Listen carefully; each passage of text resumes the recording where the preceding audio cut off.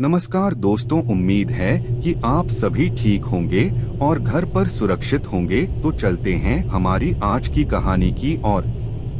एक छोटे से शहर के पास एक घना जंगल था जिसे लोग काला जंगल कहते थे। कहा जाता था कि यह जंगल किसी काले जादू के अधीन है। जो भी उस जंगल में रात को गया वह कभी वापस नहीं आया। लोगों का मानना था कि वहां एक शक्तिशाली तांत्रिक की आत्मा भटकती है जो अपने शिकार को जिंदा नहीं छोड़ती। एक दिन 4 दोस्त राहुल, प्रिया, विक्की और नीतू, जो कि एडवेंचर के शौकीन थे, उस जंगल में जाने का प्लान बनाया। गांव वालों ने उन्हें बहुत मना किया, लेकिन वे नहीं माने। उन्होंने सोचा कि यह सब अंधविश्वास है और वे साबित करेंगे कि इस जंगल में कुछ भी डरावना नहीं है। रात को वे जंगल में पहुंचे। चारों ने अपना टेंट लगाया और आग जलाकर बैठ गए।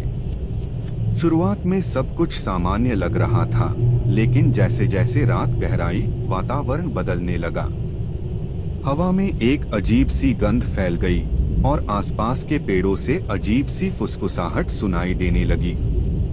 अचानक प्रिया ने एक आवाज सुनी, जैसे कोई उसका नाम पुकार रहा हो। वह डर गई और बोली, क्या तुम लोगों ने यह आवाज सुनी? बाकी तीनों ने मना किया। थोड़ी देर बाद विक्की ने भी वही आवाज सुनी। अब सभी डरने लगे। तभी टेंट के बाहर से एक तेज चीख सुनाई दी। राहुल ने टॉर्च उठाया और बाहर देखने गया। बाहर अंधेरा था, लेकिन उसे एक छाया दिखाई दी जो तेजी से पेड़ों के पीछे छिप गई। वह वापस टेंट में आया और बोला, हमें यहाँ से निकलना चाहिए।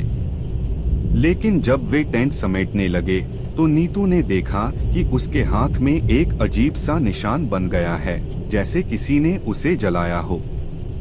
वह चिल्लाई, यह क्या है? उसी समय टेंट के चारों ओर एक अजीब सी रोशनी फैल गई और एक कर्कश आवाज गूंजी, तुम सब यहाँ क्यों आए हो? यह तुम्हारी जगह नहीं है। इतना सुनकर चारों दोस्त डर के मारे भागने लगे, लेकिन जंगल का रास्ता बदल गया था। वे जितना भागते उतना ही गहरे जंगल में फंसते जा रहे थे। अचानक राहुल ने देखा कि विक्की गायब हो गया है। फिर प्रिया और नीतू भी एक एक कर गायब हो गईं। राहुल अकेला रह गया।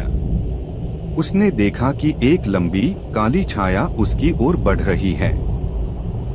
वह चिल्लाने लगा, लेकिन उसकी आवाज किसी तक नहीं पहुंची। अगले दिन गांव वालों ने राहुल को जंगल के बाहर पाया, लेकिन वह पागल हो चुका था। वह बस एक ही बात दोहरा रहा था, वह आ गया, वह आ गया। उसके बाद से काला जंगल और भी डरावना हो गया। कहते हैं कि जो भी उस जंगल में जाता है वह तांत्रिक की आत्मा का शिकार बन जाता है। तो दोस्तों, अगर आपको यह कहानी डरावनी लगी हो तो मेरे YouTube चैनल को सब्सक्राइब जरूर करें और बेल आइकन दबाएं ताकि आप ऐसी और डरावनी कहानियां सुन सकें।